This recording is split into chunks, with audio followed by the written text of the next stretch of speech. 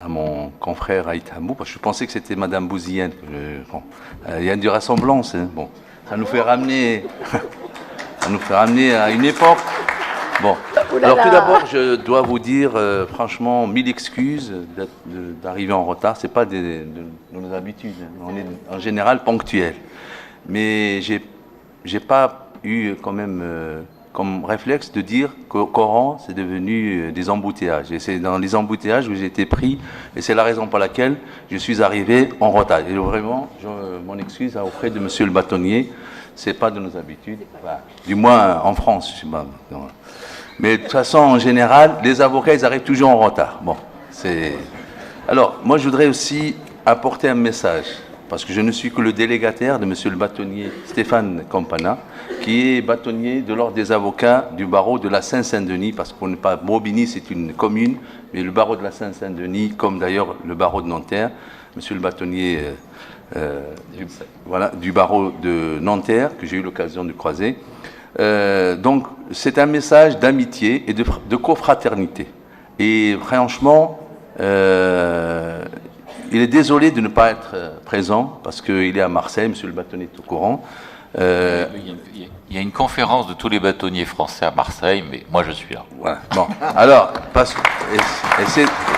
alors, monsieur le bâtonnier ne vient pas, mais moi je viens. Vous voyez, donc un peu pour compenser un peu ce qui a été dit pour représenter, bien entendu, le barreau de la Seine-Saint-Denis. Vous êtes le bienvenu. Et je vous remercie, franchement, ça me touche, ça va droit au cœur, sachant bien évidemment, c'est ma ville natale. Or, je vous le dis, parce que vous ne le savez pas peut-être, monsieur le bâtonnier, on en a discuté hier, et ça fait plaisir de revenir sur les terres. Et je crois que c'est... Et je voudrais vous dire encore davantage, parce que peut-être monsieur le bâtonnier ne le sait pas, je faisais partie aussi du barreau d'Oran. J'ai prêté serment en 1990.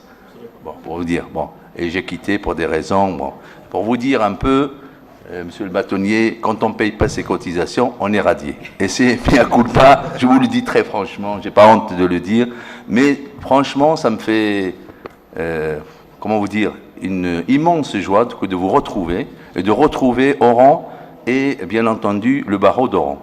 Le barreau d'Oran, quand même, qui est un barreau très... je pense qu'il y a des affinités avec le barreau de Bobigny.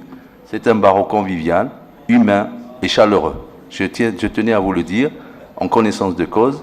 Et j'allais dire, quand monsieur le bâtonnier, je vais être très bref parce que le délai qui m'est imparti, c'est 15 minutes. Il est très exigeant, monsieur le bâtonnier Ouarani.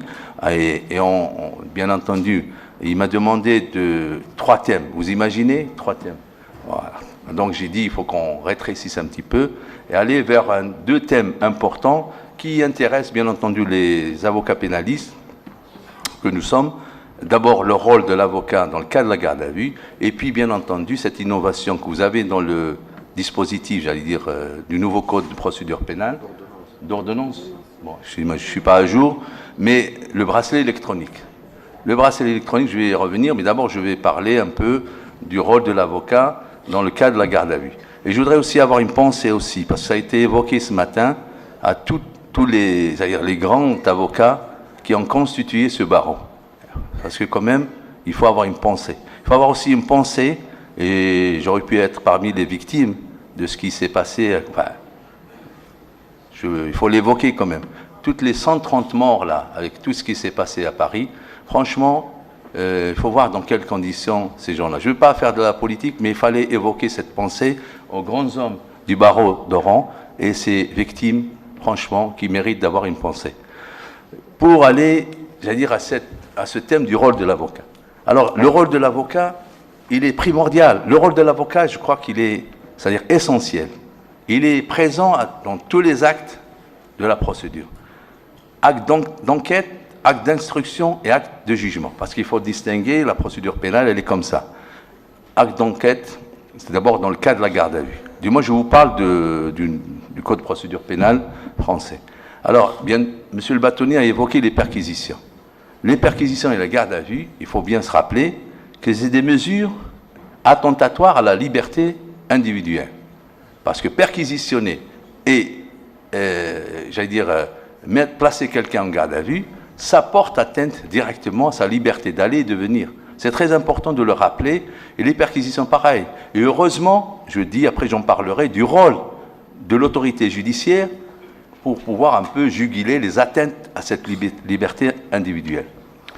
Il faut bien entendu rappeler que dans le droit pénal, il y a deux principes fondamentaux. Le principe d'abord de la présomption d'innocence, c'est très important pour les avocats pénalistes d'avoir toujours cet étendard que de dire il y a la présomption d'innocence. Et en même temps, le respect, c'est-à-dire dans la recherche de la preuve. C'est ce qu'on appelle la loyauté dans la recherche de la preuve.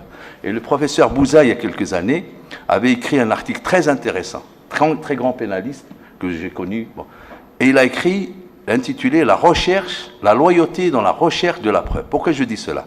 Parce que c'est très important de mettre à égalité, parce que le rôle du parquet, c'est son rôle, que de pouvoir aller vers une accusation. Et le rôle de l'avocat, c'est d'équilibrer. Et il faut toujours avoir comme image cette balance que nous donnons aux justiciables, qu'elle soit toujours équilibrée. Et l'avocat pénaliste, il doit faire en sorte, quand il y a des éléments à charge, de franchement ramer pour pouvoir équilibrer. Pourquoi je dis cela? Parce que le droit pénal, c'est un droit qui repose sur un système accusatoire. Accusatoire, du moins, je parle de la procédure pénale française. Accusatoire, ça veut dire quoi? C'est le parquet qui mène tout seul. Il a un pouvoir, c'est pas tout seul. Heureusement qu'il y a après les magistrats du siège qui sont là pour pouvoir après, comme un rempart contre toute atteinte à la liberté individuelle. Et justement, l'avocat doit être présent. Il doit être comme, excusez-moi d'utiliser cette expression, comme un montagnard, qui a son fusil et qui est prêt à tirer. Et qui est prêt à tirer sa cible. Mais il ne faut pas rater, bien entendu, sa cible. Je crois que c'est ça un peu l'image. Je donne peut-être une image un peu, mais je crois c'est le rôle de l'avocat, il est très important. Il ne faut pas qu'il ferme les yeux, il faut toujours qu'il soit en veilleuse pour le moindre truc. Il est là pour soulever la nullité, il est là pour veiller au bon respect, c'est-à-dire des droits fondamentaux. Alors pour la garde à vue, vous savez très bien que la définition même de la garde à vue, c'est de mettre, c'est-à-dire sous l'œil quelqu'un, de surveiller. Vous voyez déjà, surveiller quelqu'un. Et garder à vue. D'ailleurs, c'est la définition de la garde à vue. C'est garder à vue quelqu'un. Et garder à vue dans des locaux. Mais des locaux qui ne sont pas des locaux pénitentiaires. Ce n'est pas des locaux pénitentiaires. Un commissariat de police, ce n'est pas, un local pénitentiaire. Donc ça, c'est la première observation que je voulais faire par rapport à la garde à vue. Je viens au secours de M. Bâtonnier parce que il est fiscaliste, il a parlé en même temps des perquisitions en matière fiscale. Là aussi, peut-être je dirai un petit mot tout à l'heure, mais je crois que il faut toujours avoir à l'œil que le commissariat, c'est pas un local pénitentiaire.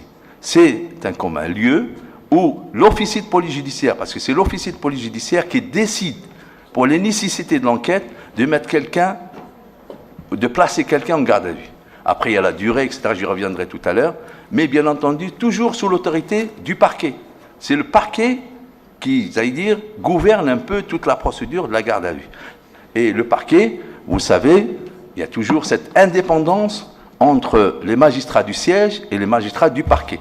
Et cette frontière, elle ne doit pas être franchie, parce qu'il y a une indépendance. Bien que dans la corporation, c'est des magistrats, au sens, de l'organisation judiciaire. Mais en tout état de cause, il faut toujours, parce que le parquet, c'est une partie, il faut toujours que l'avocat pénaliste sache que le parquet, excusez-moi s'il y a des parquetiers dans la salle, mais je crois c'est très important. Le parquet est une partie comme tous les autres, dans un procès pénal, comme tous les autres. Et c'est pour ça que je dis l'égalité des armes. L'égalité des armes, c'est encore un autre principe fondamental qui est inscrit dans des différents textes, que ce soit dans la Déclaration des droits de l'homme, etc., dans la Convention européenne maintenant, puisque la Convention, elle pénètre maintenant notre droit positif en France et elle fait partie intégrante du droit positif. Mais la partie, je suis désolé, quand vous arrivez en procès, le parquet est une partie égale à l'avocat, au prévenu. Et vous êtes là pour défendre l'imprévenu.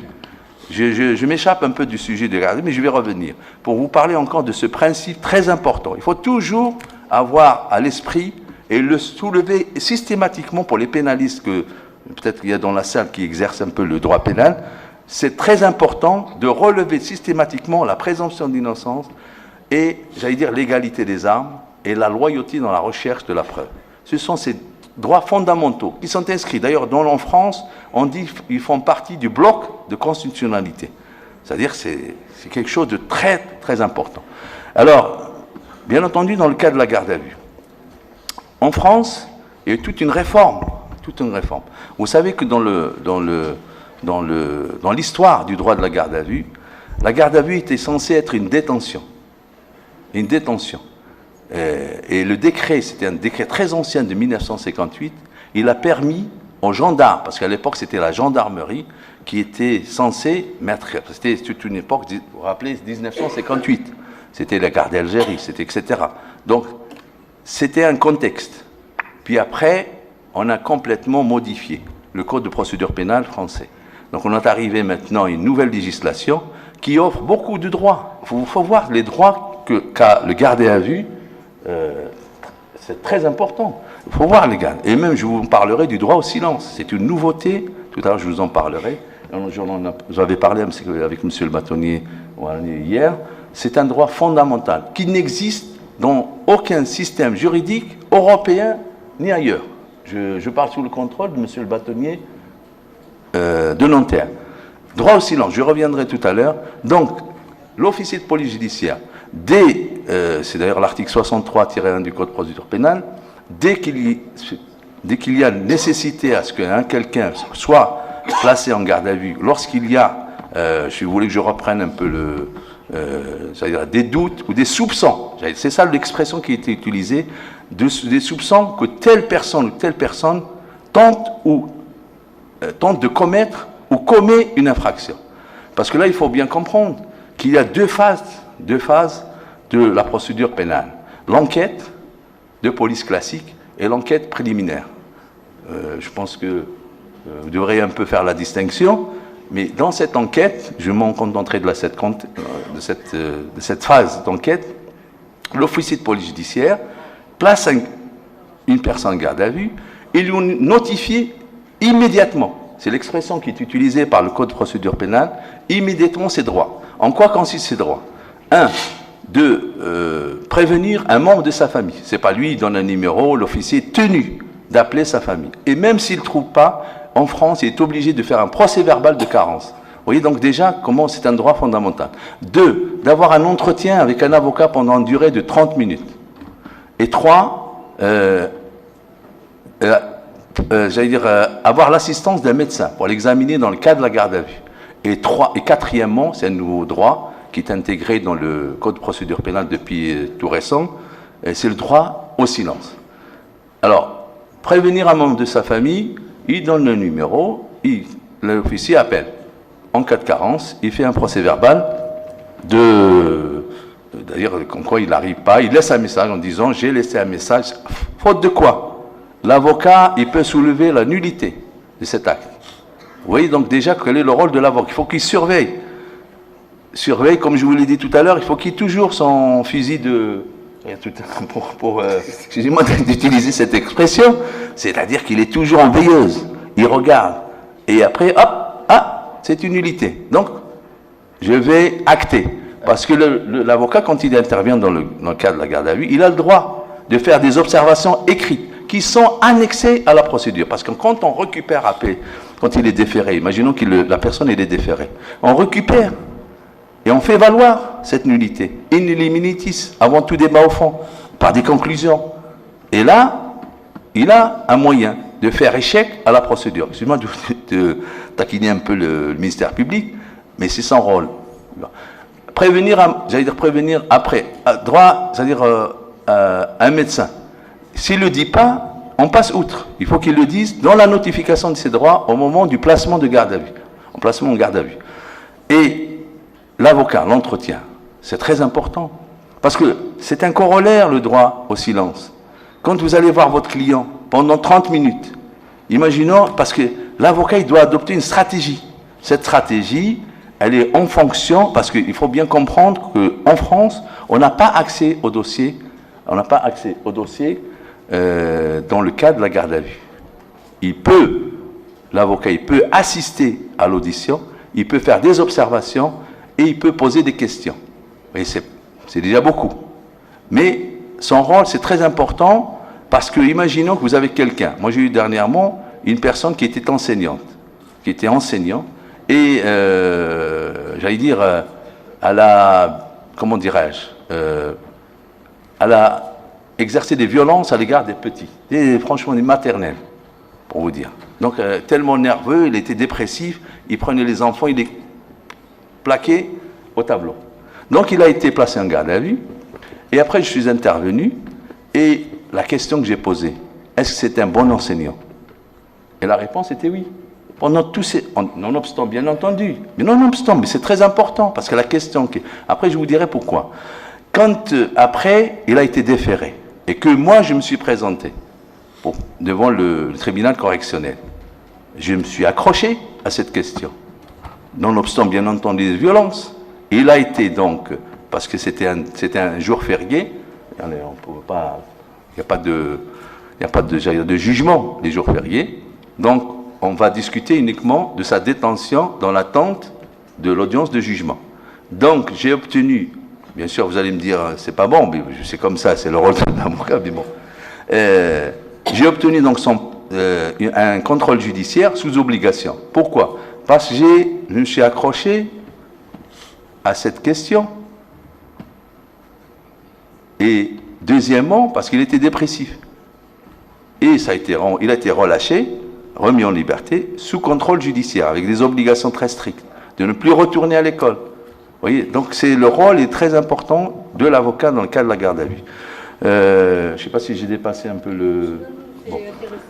Et donc, par contre, vous allez voir dans le garde à vue au commissariat, dans le cadre de la garde à vue, et il faut bien rappeler que l'avocat, il est appelé à la première heure.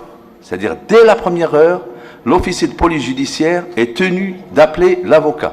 Si, par exemple, vous êtes un avocat commis d'office, il est obligé d'appeler, on a une permanence, par exemple, au niveau de Bobigny, il appelle la permanence. Faute de quoi? S'il n'appelle pas, c'est une cause de nullité aussi. Vous voyez, donc, vous allez relire la procédure, et donc, vous en avez des moyens à soulever devant la juridiction pénale. Et s'il n'appelle pas, et s'il ne fait pas mention de ce qu'il a, l'officier de police judiciaire, s'il ne fait pas mention de ce qu'il a appelé la permanence, c'est une cause de nullité. Et il arrive, donc après, vous êtes là, vous êtes présent, vous avez un entretien de 30 minutes. Je pense que c'est la même chose en droit pénal, à la procédure pénale algérienne. Je crois que c'est 30 minutes l'entretien. Et donc pendant cet entretien, c'est là où l'avocat aussi a un rôle. Imaginons que vous êtes dans des affaires très sensibles, j'allais dire. Vous avez intérêt, c'est ma stratégie, après chacun sa stratégie, de dire à votre client de se taire. Ça n'existe pas en droit. Je ne pense pas que ça existe en procédure. Et donc, il monte pendant l'audition. Il lui pose, c'est une obligation, l'officier de police judiciaire, de lui poser la question, est-ce qu'il répond aux questions, à l'interrogatoire, ou il garde le silence. Même s'il ne le dit pas, c'est aussi une cause de nullité. Dans le procès-verbal, vous voyez comment c'est très réglementé. Et imaginons que moi je lui conseille. Après, c'est votre avocat qui vous a dit de garder le silence. On s'arrête là. Donc procès-verbal, interrogatoire uniquement sur l'état civil de la personne, et ça s'arrête là. Mais le risque, bien entendu, il est déféré immédiatement au dépôt, j'allais dire nous, de dépôt, c'est ça, il est déféré au dépôt, puis après, vous avez le temps, on a le temps de préparer la défense. Je crois que c'est ça, il faut gagner du temps, mais en même temps. Et parce qu'il va voir un juge, un officier de police judiciaire et un juge, je suis désolé, c'est pas la même chose. Je suis désolé, mais bon, un officier, il est formé pour être policier. Vous savez, à l'époque, il y avait l'aveu, c'est la reine des preuves, comme disaient les autres, les pénalistes. Maintenant, il n'y a plus d'aveu. Il n'y a plus d'aveu. Donc, il va voir un juge judiciaire. Imaginons que vous êtes tombé sur un juge, un week-end, vacation. Allez. Il va vous libérer. Avec des garanties, bien entendu. Avec un contrôle judiciaire. Donc le rôle de l'avocat à tous les stades de la procédure est très important. Il doit veiller, c'est-à-dire, j'allais vous dire 24 heures sur 24, non, mais il doit veiller et il doit regarder, comme ce que font les officiers, de surveiller. Nous aussi, on a l'obligation de surveiller la procédure. C'est très important, je vous dis. Je ne sais pas si j'avais fait le point. Et puis, vous avez effectivement le rôle de l'autorité judiciaire. L'autorité judiciaire qui gouverne un peu la garde à vue, c'est le procureur. C'est le procureur de la République qui est en charge, qui est le chef, j'allais dire entre guillemets, de l'officier de police judiciaire.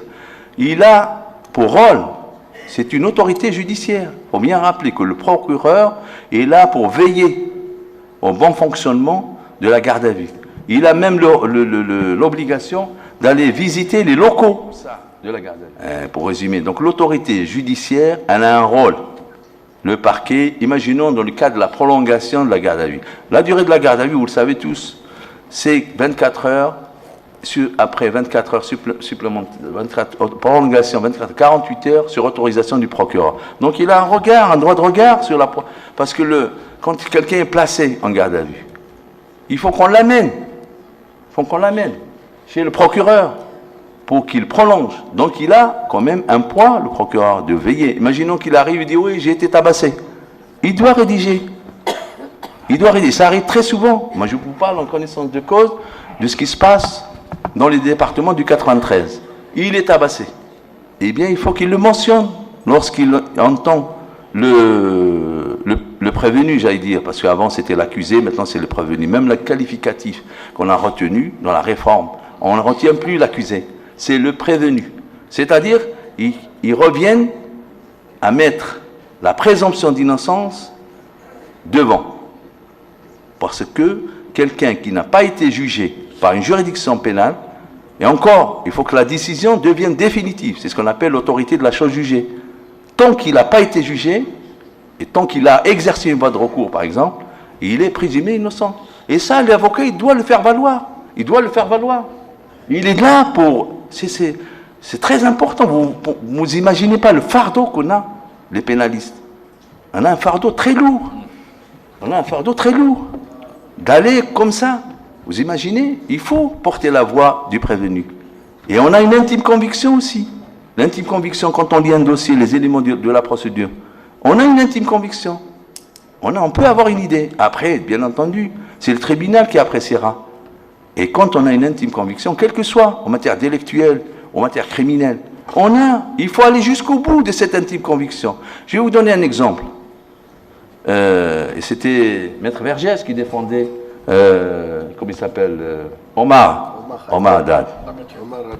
Alors le bracelet électronique. Voilà. Le bracelet électronique, je ne vais pas abuser de votre temps, c'est une innovation, franchement, technologique. C'est comme le GPS. C'est à peu près le GPS, j'allais dire. Alors, le bracelet électronique, comment dirais-je, il faut un dispositif, etc. Je crois que c'est intégré dans le code de procédure pénale, maintenant. Donc, le problème, maintenant, du bracelet électronique en France, c'est son application. Parce que c'est bien beau qu'un juge d'application des peines, ou qu'un juge, parce que les deux peuvent prononcer cette peine alternative à l'emprisonnement. C'est une peine alternative à l'emprisonnement. Et le bracelet électronique consiste en quoi? C'est de dire, c'est comme le travail d'intérêt général. Je ne sais pas si vous avez ce travail d'intérêt général, vous voyez. C'est comme, je ne sais pas, il y a plein de peines alternatives à l'emprisonnement. Et l'avocat, il est là aussi, pour pouvoir éviter la prison à son client. Et dans des conditions bien spécifiques, encadrées par la loi, bien entendu. Quand le juge d'application des peines, ou quand un juge, maintenant même en France, un tribunal peut décider, même un juge d'instruction, il peut décider la mise en place d'un bracelet électronique. C'est-à-dire, il faut qu'il y ait un agent probatoire qui on le met dans la cheville de la personne. Quand la personne est malade, on le met dans son poignet, quand il a des problèmes cardiaques, etc. C'est pratique, voilà, je vous dis un peu ce qui se passe. Et il faut bien entendu mettre derrière un agent probatoire qui doit surveiller et qui est limité dans le territoire. S'il bouge, allez, au trou. Tout de suite, les gendarmes interviennent, les policiers interviennent et tout de suite, il se déclenche. C'est très... franchement, hein? Électronique, comme dit le truc. Électronique, voilà, c'est franchement quelque chose de génial. Mais, bien sûr, c'est les conditions de mise en place, en France, je pense. Hein. Il n'y a pas assez... Vous savez, la durée de mise en application d'une décision qui tendrait à mettre, j'allais dire, quelqu'un qui a été jugé ou quelqu'un qui est prévenu sous le régime du bracelet électronique, c'est à peu près, je parle sous le contrôle de M. le bâtonnier, 6 mois c'est déjà minimum. 6 mois c'est déjà minimum. Donc, il sort du tribunal, c'est comme le travail d'intérêt général, c'est pareil. Ils n'ont pas assez de moyens pour pouvoir mettre en œuvre. Je pense que c'est ça la difficulté qui va se poser ici en Algérie. Parce que c'est bien beau d'intégrer cette peine alternative à l'emprisonnement dans un dispositif. Mais encore faut-il, bien entendu, l'appliquer, mais l'appliquer rapidement. Et hier, j'ai discuté avec M. le bâtonnier Ohani sur ce qui s'est passé récemment en France. Vous savez que tous ces gens-là étaient fichés S.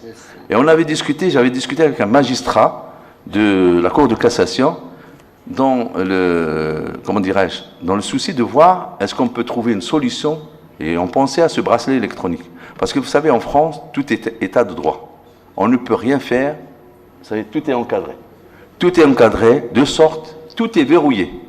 Si vous n'avez pas un dispositif juridique, vous n'avez rien, franchement, rien compris à la législation pénale en France. Donc, on a pensé à ce bracelet électronique.